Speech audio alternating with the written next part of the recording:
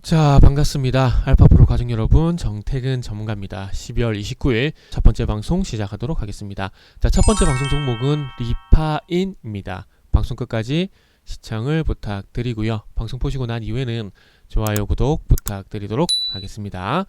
자, 그러면 방송 시작하도록 하겠습니다. 화면 보실게요.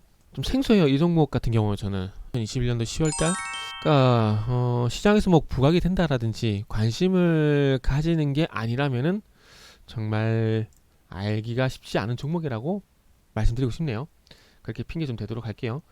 어저께 상한가 갔다가 살짝 풀리면서 끝이 났어요. 이 9,240원이 상한가 가격인데 9,230원 한호가 차이로 상한가를 놓쳤거든요. 근데 그럼에도 불구하고 오늘 6% 떠서셔야겠어요. 그러니까 아무래도 이게 거래량의 힘이겠죠. 그러니까 단순히 거래량이 많이 나왔다고 해서 얘기 드린 게 아니라 거의 거래의 절벽 현상이 나왔잖아요. 그죠? 그러다 보니까 이 거래량이 300만 주 넘는 거래량이 상당히 크게 느껴질 수가 있다라는 거죠. 최근에 거래량 보시면은 뭐 4만 주, 10만 주도 안 되는 거래량이었는데 10만 주도 안 되는 거래량이었다가 지금 300만 주가 넘는 거래량이 발생이 되고 있는 상황이기 때문에 어제 상한가가 풀렸다고 하더라도 그 힘이 좀 크게 미치는 것 같아요. 그 다음에 오늘 6% 상승 출발했고 8% 또 상승 흐름을 유지시키고 있다는 점. 어찌 보면 단발성으로 끝이 날 만한 이슈이긴 한데 이게 정부 정책 테마와도 좀 엮이는 것 같습니다. 무슨 얘기냐면은 일단은 지금 전세 사기 이게 상당히 많이 나오죠. 빌라왕 피해, 임차인 지원, 국토부 전세 사기, TF 운영. 눈앞이 깜깜하겠죠. 전세 같은 경우에는 뭐 최소한 1억 정도, 뭐 그보다 작은 금액도 있겠지만 요새는 뭐 괜찮은 집 빌라도 괜찮은 데 들어가려면은 억 단위이기 때문에 상당히 이 전세 사기 당했을 때 그 충격은 말로 하기 힘들 겁니다. 말로 하기 힘들어요. 요새 참 억이 돈같이 않아졌지만 이게 웃긴 게 또 1억을 모으려면 정말 힘든 거 아시죠? 1억 모으려면은 정말 많이 힘듭니다. 너무 힘들어요. 많이 힘들어요. 그런데 이 돈을 사기를 당했다 생각해보세요. 2억이라 생각해보고 3억이라 생각해보세요. 눈앞이 캄캄해집니다 진짜. 이게 정말 근데 참 그래요. 그 확정일자 같은 경우 예를 들면은 확정일자 같은 경우에 당일날 일단은 받는다고 하더라도 이 효과가 뭐 오늘 뭐 29일이죠. 29일날 이거를 받는다고 하더라도 이 효과가 다음날부터거든요. 30일부터. 이런 거는 법 개정이 좀 필요할 것 같아요. 필요할 것 같고, 그리고 이게 아니면은 법 개정이 필요할 것 같고 이게 안 된다라면은 진짜 금요일이죠. 5시쯤에 5시 반쯤에 하거나 계약을 하거나, 그래서 5시쯤 계약해가지고 바로 동사무소 뛰어가가지고 6시 문 닫기 전에 확정일자 받거나 그런 방법이 있고요. 그리고 아니면은 이제 그 우리가 전세 계약서 쓸 때 있잖아요. 임대차 계약서 쓸 때 밑에 보면 특약 있지 않습니까? 특약? 뭐 특약에는 뭐 여러 가지 것들이 막 들어가는데 거기에 등기부 등본에 이상이 있을 시에는 이제 계약이 파기가 된다, 돈을 돌려야 된다, 이런 것들 문구를 넣는 것도 방법일 것 같아요. 근데 이것도 배째라 그러면은 답이 없어요. 그러니까 이분들이, 저는 전세 사기 당한 이분들이 바보라고 생각하지 않습니다. 바보라고 생각 안 해요. 전세 사기 피해자분들이. 물론 사회초년생이다 보니까 임대차 계약서를 어떤 걸 확인해야 되고 그리고 어떤 부분 진행해야 되는지 어떤 부족한 부분은 분명히 있을 겁니다. 그런 분들이 있을 거예요. 있을 건데 제가 드리고 싶은 말씀 뭐냐면은 작정하고 작정하고 사기치면은 당해낼 재간이 없어요.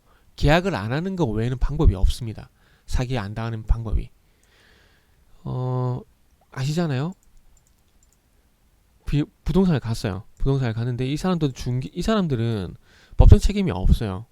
그래서 미국같이 변호사를 통해서 뭐 계약을 한다든지 뭐 이런 거 외에는 방법이 없는데, 아시겠지만 부동산도 중간에서 브로커 역할입니다. 연결해주는 역할밖에 그 이상 그 이하도 아니에요. 그러다 보니까 본인이 알고 본인이 좀 더 공부를 할 수밖에 없습니다.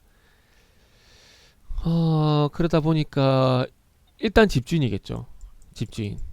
확인할 수밖에 없어요. 부동산을 갔다고 하더라도 부동산을 가고 난 이후에 다시 한번 그 집 한번 가보는 게 방법입니다. 그러니까 일단 집을 둘러보고 바로 계약하지 말고요. 하루라도 좀 딜레이 시켜가지고 그날은 부동산에서 본 것을 만남을 1차 미팅 끝내고 그날 저녁이 됐든 다음날 아침 일찍이 됐든 한번 가보세요. 그 집에 집주인이 맞는지. 그리고 요새 보통 그런 것도 있잖아요. 그 대리로 나온 사람 뭐라 그러죠? 대리로 나와서 위탁을 한다는 건 뭐라 그러죠? 갑자기 기억이 안 나네. 그래서 그 임차 거기 보면은 뭐 이 계약을 대리한 사람을 뭐라 그러죠? 그러니까 단어가 생각이 안 나냐? 진짜 미치겠네. 그런 위임장 맞다. 위임장하고 그 다음에 이제 저거 뭐시냐? 그 인감 가져오잖아요. 인감 가져오는데 거기서 통화를 해보세요. 전화를 해야 됩니다. 전화를 해야 되고 제가 갑자기 이런 얘기를 왜 하는지 모르겠지만 뭐 어쨌든 본인이 노력을 할 수밖에 없습니다. 그건 어쩔 수가 없어요. 본인이 공부를 해야 돼요. 분명히 말씀드리면 부모님이 공부를 해야 돼요. 그래서 그렇게 해서 최소한 사기를 방지를 해야 되고 그러다 보니까 이 전세 사기와 연관된 종목이 또 이렇게 뜨는 거죠. 리파이나 종목이 그렇게 해서 연관돼서 뜬 종목이라고 보시면 될 것 같아요. 전세 대출 권리조사 업체인 리파이. 요거 보험사라든지 보험사 통해서 아마 대출 받아보시면 아시겠지만은 질권 설정하거든요.